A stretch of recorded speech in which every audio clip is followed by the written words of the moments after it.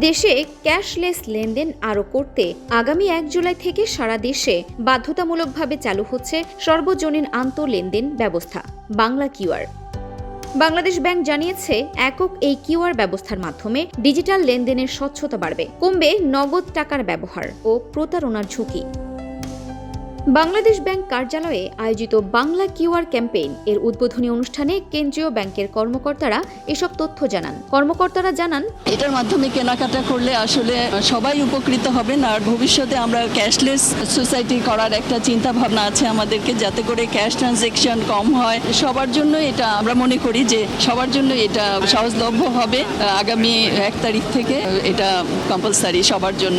এটাই একমাত্র QR code, অন্য কোনো অপারেটর বা অন্য কোনো কিউআর কোড এখানে আমাদের দেশে চলবে না, এটাই আমাদের উদ্দেশ্য।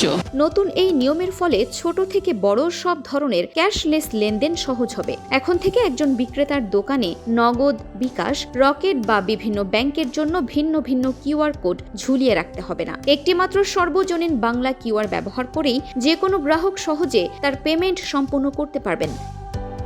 ক্যাম্পেইন অনুষ্ঠানে বাংলাদেশ ব্যাংকের ডেপুটি গভর্নর নুরুন নাহার বলেন, ক্যাশলেস লেনদেনকে সবার মধ্যে ছড়িয়ে দিতে কেন্দ্রীয় ব্যাংক কাজ করছে।